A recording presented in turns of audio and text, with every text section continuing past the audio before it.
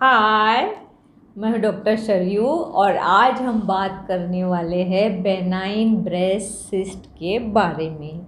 Last video में हमने बात की फाइब्रोएडिनोमास के बारे में और तब मैंने आपको बताया था कि फाइब्रोएडिनोमास ऑपरेट करना क्यों ज़रूरी है।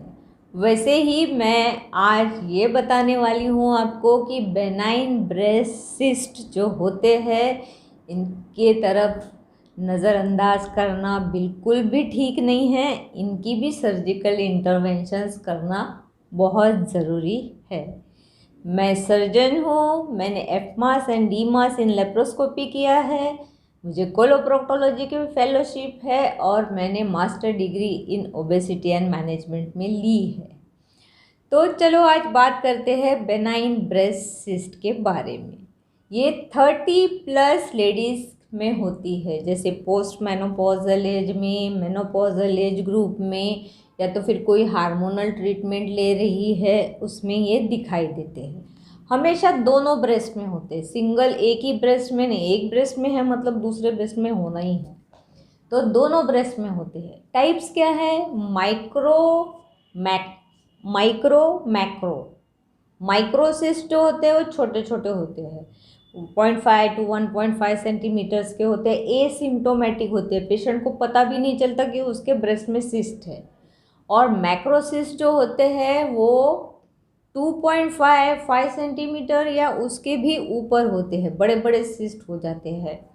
तो ये सिम्टोमेटिक होते हैं और सिम्टोमेटिक होने की वजह से ही पेशेंट डॉक्टर के पास में जाता है कि उसे डिस्कम्फर्ट हो रहा है। अब जब ये सिम्टोमेटिक है तब इनके तरफ तो हमको ध्यान देना ही पड़ता है।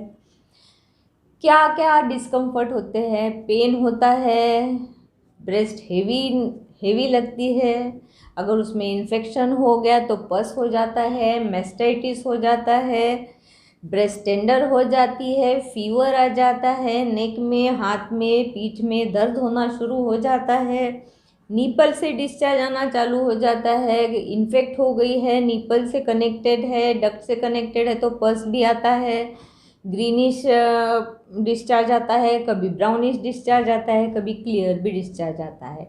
कभी कभी तो सिर्फ नीपल डिस्चार्ज करके पेशेंट प्रेजेंट हो जाता है और स्कैनिंग करे तो पता चलता है कि अंदर सिस्ट है। और ये सिस्ट भी कभी कभी फाइब्रोएडिनोमास की तरह इधर उधर माउस के जैसे, ब्रेस्ट माउस के जैसे हिलते हैं। तो हमें अभी इसकी ट्रीटमेंट कैसे करनी चाहिए? क्या छोड़ देना चाहिए क्या? अब लोग कहते हैं छोड़ दो, सिम्टोमेटिक ट्रीटमेंट देके छोड़ दो। भाई पस हुआ तो निकालना ही पड़ेगा, छोड़ देने से थोड़ी ना होगा।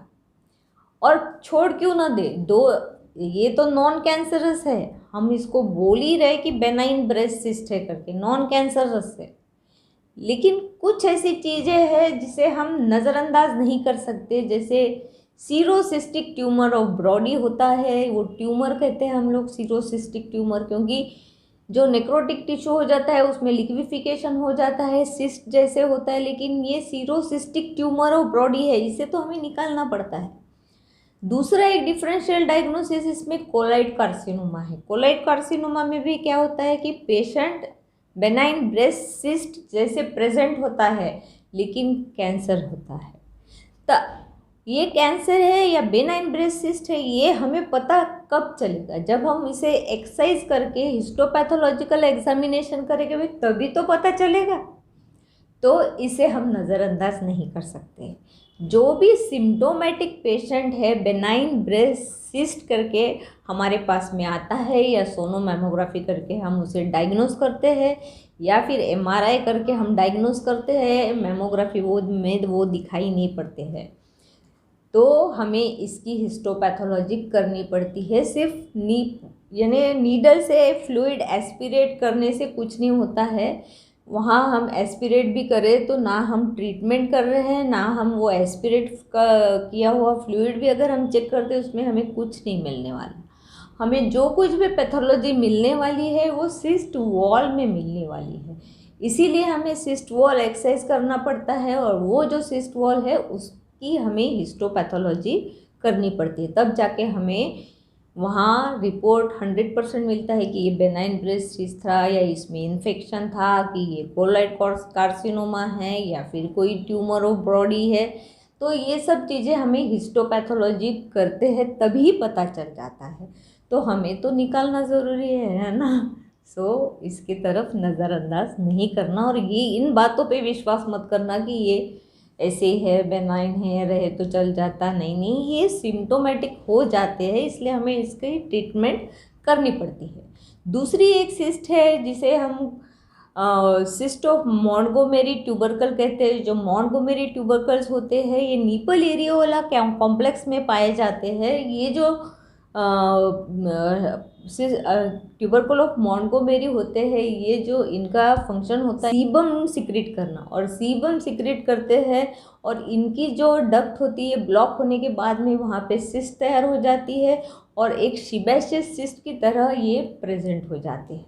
तो ये भी सिम्टोमेटिक हो जाते हैं। तो इसका भी हमें एक्सीजन और पूरा यानी रिमूवल करके उसकी हिस्टोपैथोलॉजी भी हमें करनी पड़ती है। तो ये सब हो गया बेनाइन ब्रेस्ट सिस्ट के बारे में। बहुत जानकारी दे दी है मैंने आपको, लगता है आपको पसंद आई। लाइक कीजिएगा, शेयर करना बिल्कुल मत भूलना। अगर सब्सक्राइब नहीं किया तो कर लेना भाई, शेयर ज़रूर करना। धन्यवाद।